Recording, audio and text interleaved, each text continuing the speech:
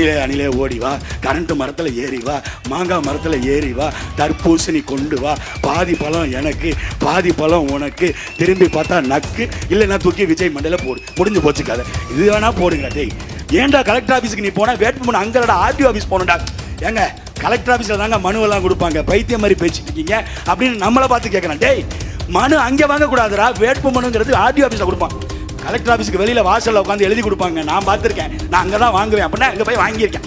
சரி வாங்கின சனியை வாங்கிட்டு ஆர்டிஓ ஆஃபீஸில் போய் கொடுத்துருக்கலாம்ல, மனுவை கொஞ்சம் போய் மனு பெட்டியில் போட்டு போயிட்டான். டேய் அதை மனு பெட்டியில் போடக்கூடாதுரா, ஆர்டிஓட்ட நேராக போய் கொடுக்கணும்டா. எங்க தளபதி என்ன சொல்லியிருக்கா தெரியுமா, மனுவை வாங்கி கொண்டு போய் போட்டு வா, மற்றதை நான் பார்த்துக்கிறேன் அப்படின்னு சொல்லிட்டாங்க. வேட்புமனு அந்த பெட்டியில் போட்டால் ஏற்றுக்க மாட்டாங்கடா, திமுகவினுடைய சதிதான் இது அப்படிங்கிறா. டேய் மேல அந்தரத்துலேருந்து வருவாராம், குதிப்பாராம், நேராக முதலமைச்சர் ஆக்கிடணுமா. அப்புறம் நாட்டு மக்கள்கிட்ட போய் உங்களுக்கெல்லாம் என்ன பிரச்சனை அப்படின்னு அவர் அதுக்கப்புறம் வந்து கேட்பாராம். எப்படிப்பட்ட கூட்டம் பாருங்க.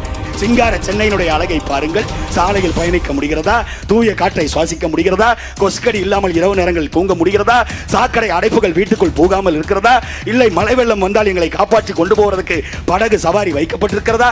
சென்னை பெருநகரம்னு வந்தாலே, மழை வெள்ளம் வந்தாலே எங்களுக்கெல்லாம் ஓட்டு தான் ஞாபகத்துக்கு வருது. 60 ஆண்டு காலமாக உங்கள் வாழ்க்கையை கெடுத்து, உங்கள் கல்வியை கெடுத்து, உங்கள் மருத்துவத்தை கெடுத்து, உங்கள் சுகாதாரத்தை கெடுத்து, உங்கள் கிட்னியை திருடி, உங்களுடைய உயிரை பறித்து, தொடர்ச்சியாக 60 ஆண்டு காலம் உங்களை ஏமாத்தி கொண்டிருக்கிறார்கள். நீங்கள் நம்பிக்கொண்டு கருணாநிதியை வம்பளுக்கிறது என் வேலை இல்லை, ஆனால் அவர் குரல் வருதுன்னா அதுக்கு காரணம் இவர்களுடைய தீய ஆட்சி முறையாக கூட இருக்கலாம்.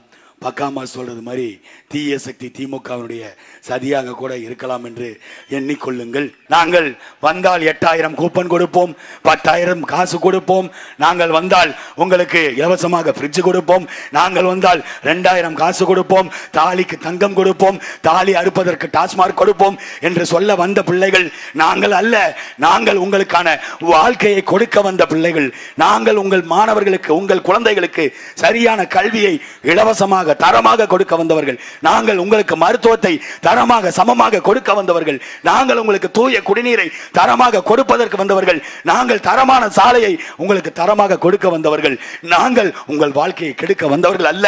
ஆனால் இந்த திராவிடர்கள் 60 ஆண்டு காலமாக உங்கள் வாழ்க்கையை கெடுத்து, உங்கள் கல்வியை கெடுத்து, உங்கள் மருத்துவத்தை கெடுத்து, உங்கள் சுகாதாரத்தை கெடுத்து, உங்கள் கிட்னியை திருடி, உங்களுடைய உயிரை பறித்து, தொடர்ச்சியாக 60 ஆண்டு காலம் உங்களை ஏமாற்றி கொண்டிருக்கிறார்கள். நீங்கள் நம்பிக்கொண்டு அரவிந்த் ரமேஷ் வந்தால், மறுபடியும் வந்தால் நல்லா செய்வார். 8000 ரூபா டோக்கன் கொடுக்குறேன்னு ஸ்டாலின் சொல்லியிருக்காரு. 8000 ரூபா டோக்கனை வச்சு எதை வேணாலும் வாங்கிக்கலான்னு ஐயா ஸ்டாலின் சொல்லியிருக்காரு. அந்த 8000 ரூபா டோக்கனை எடுத்துட்டு வாங்க, இந்த ரேடியன் இருக்குல்ல, இந்த பில்டிங்கில் ஒரு வீடு எங்களுக்கு வாங்கி தாங்க அந்த 8000 டோக்கனில். இல்லை நீங்கள் வாங்க, செம்மஞ்சேரி, கண்ணகி நகர், பெரும்பாக்கத்தில் இருக்க வீட்டை பாருங்க. அந்த வீடு அளவுக்கு இந்த வீடு தரமாக இருக்கிறதா, அந்த வீட்டு அகலமும் இந்த வீட்டு அகலமும் சரியாக இருக்கிறதா, எதனால் இந்த ஏற்றமும் அந்த தாழ்வும் என்பதற்கு திமுக வேட்டி கட்டிய மானமுள்ள ஒரு ஆளு, கரவேட்டி கட்டலடா சிவப்பு கருப்பு நாயே, நீ ஒருத்தம்பல் சொல்றா. ஏன் இந்த கட்டடம் அப்படி இருக்கு, எங்கள் செம்மஞ்சேரி பகுதி அப்படி இருக்கு, பதில் சொல்ல உனக்கு தைரியம் இருக்கா? பேசுவியா? அடிப்படை தேவை எனக்கான இருப்பிடம்டா, அந்த இருப்பிடத்தை எனக்கு கொடுக்காது நீ எங்களை நகரை விட்டு வெளியே தள்ளிவிட்டு, அதுல நம்ம கேள்வி கேட்டா அதை நகர்ப்புற வளர்ச்சி எப்படி சிங்கப்பூர் போன்று ஸ்மார்ட் சிட்டியாக நாங்கள் மாற்ற போகிறோம்.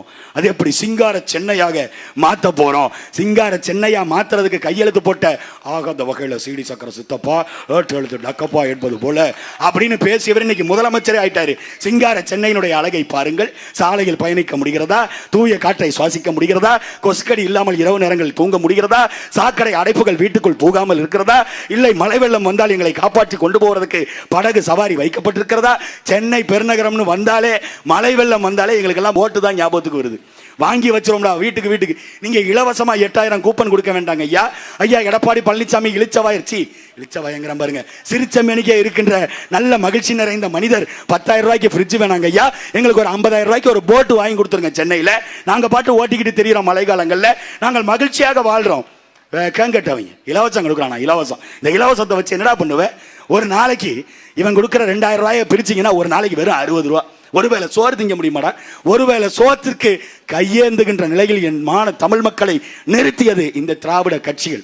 இவர்களுக்கு மாற்று ஒருத்தன் வரேன், நான் வந்தால் உங்கள் எல்லோருக்கும் 2500 தருவேன். எங்க இருந்து இங்கேயா கொடுப்பீங்க? எஸ்.ஏ. சந்திரசேகர் சம்பாரிச்ச காசுல இருந்து எடுத்து கொடுப்பீங்களா? இல்ல நீங்க சம்பாரிச்ச காசுல இருந்து 2500 கொடுப்பீங்களா?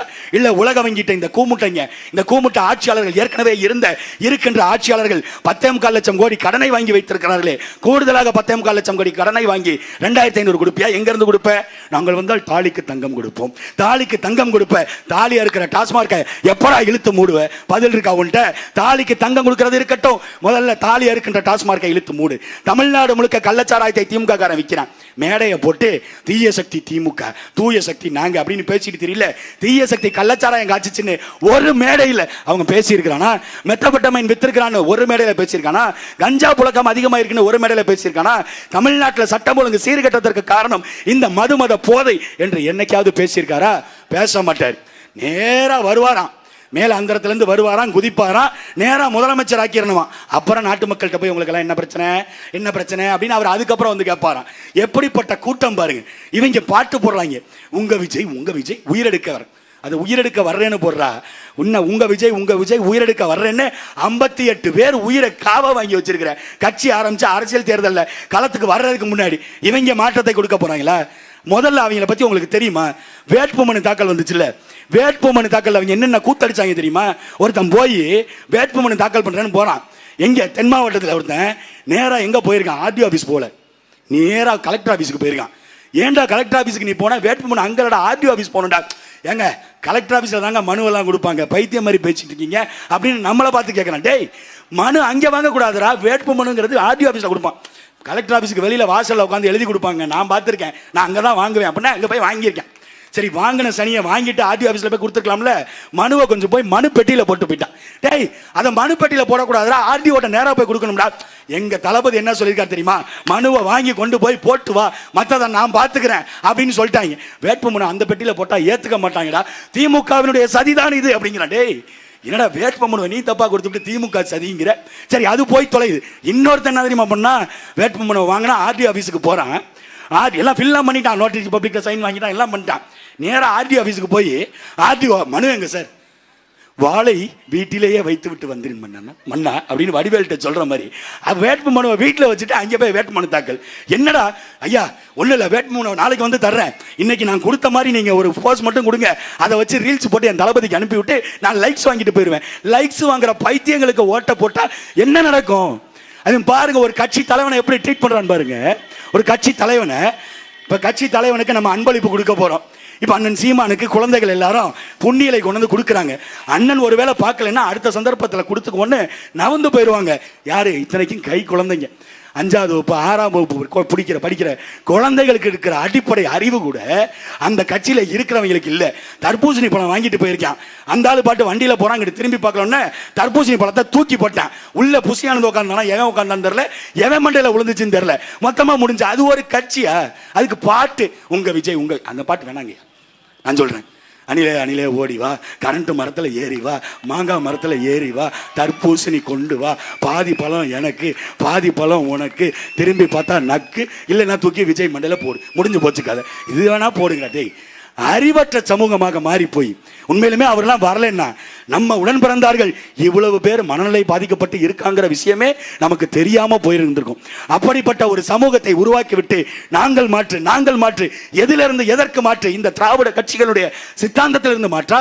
திராவிட கட்சியினுடைய தீய ஆட்சி முறையிலிருந்து மாற்றா? எதையாவது ஒன்று சொல்லணும்ல. அதில் சொல்றான் ஒருத்தன், கட்டாயம் நீங்க வேணா நடக்கும் தேர்தல் நாள் அன்னைக்கு பாருங்க, ஏப்ரல் 23 அன்னைக்கு வாக்ககத்துக்குள்ள உள்ள போவான். உள்ள போய் ஓட்டை போட்டுட்டு பக்கத்து தொகுதி இங்க பெரம்பூர் இருக்குல்ல, அங்க போட்டுட்டு நேரா எவனாவது கிளம்பி திருச்சி பக்கம் வர போறான். திருச்சி பக்கம் வந்து அங்கே கேட்க போறான். என்ன தெரியுமா சொல்லுவான்? அங்கே உள்ள போய் அதிகாரிட்ட எங்க தளபதிக்கு நான் ஓட்டு போடணும்னு சொல்லுவான். அவன் என்ன சொல்லுவான்? எப்பா உனக்கு பெரம்பூர்ல தான்ப்பா ஓட்டு. ஐயா, என் தளபதி அங்க நிக்கிறாரு, இங்கேயும் நிக்கிறாரு, 2 தொகுதியில் அவர் நிக்கலாம், 2 தொகுதியில் நான் ஓட்டு போடக்கூடாதா? இது திமுகவுடைய சதி, இது பாஜகவுடைய சதி சொல்றதுக்கு வாய்ப்பு இருக்கு. நீங்க எழுதி வச்சுக்கோங்க. இதை சொல்லுவாங்க. ஏன்னா அவர்களுக்கு அரசியல் என்னன்னு தெரியாது, தேர்தல் ஆணையம் என்னன்னு தெரியாது, தேர்தல் விதிமுறை என்னன்னு தெரியாது. நீங்கள் சட்டத்திற்கு உட்பட்டு தேர்தலை அணுகுகிறீர்களா? வாக்குக்கு காசு கொடுக்காம நிற்பீர்களா?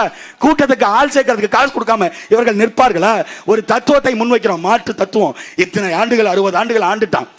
இப்ப எனக்கு முன்னாடி பேசி அவர்கள் சொன்னாங்கல்ல, சிங்கப்பூருங்கிற தேசம், ராஜன் சொன்னார்ல, சிங்கப்பூருங்கிற தேசம் 50 ஆண்டுகளுக்கு முன்பாக லீக்வான் கட்டமைக்கப்பட்டது.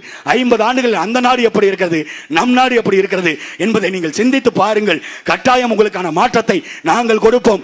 இந்த சோழிங்கநல்லூர் தொகுதியை வெற்றி தொகுதியாக மாற்றுவதற்கு, வளம் மிக்க தொகுதியாக மாற்றுவதற்கு எங்களக்கா ஜெயலட்சுமி அவர்களுக்கு ஏற்கலப்பை ஏந்திய விவசாய சின்னத்தில் வாக்களித்து அவரை வெற்றி பெற செய்யுங்கள். கட்டாயம் தமிழ்நாட்டுக்கான தொடக்கத்தை, மாற்றத்திற்கான தொடக்கத்தை இந்த சோழிங்கநல்லூர் தொகுதியிலிருந்து தொடங்குங்கள். மாற்றம் உங்களிடமிருந்து வரணும். ஏற்கலப்பை ஏந்திய விவசாய சின்னம் நீங்கள் அந்த தேர்தல் நாள் ஏப்ரல் 23 அன்று வாக்களத்துக்குள்ள உள்ள போகும்பொழுது சாப்பிட்டுட்டு போவீங்க. சாப்பிட்டுட்டு போகும்பொழுது அந்த உணவை கொடுத்த விவசாயிக்கு நன்றி செலுத்தும் விதமாக ஏற்கலப்பை ஏந்திய விவசாய சின்னத்தில் வாக்களித்தாக்கா ஜெயலட்சுமி அவர்களை வெற்றி பெற செய்யுங்கள். கட்டாயம் விடிவு பிறக்கும். பிரபாகரன் பெயரை சொல்லி மீசை முறுக்கு, திராவிட சித்தாந்தத்தை அடியோடு நொறுக்கு, தமிழ் தேசியம் வெல்வதே நம் இலக்கு. கட்டாயம் வெல்வோம். நன்றி, வணக்கம். நாம் தமிழர், நாமே தமிழர்.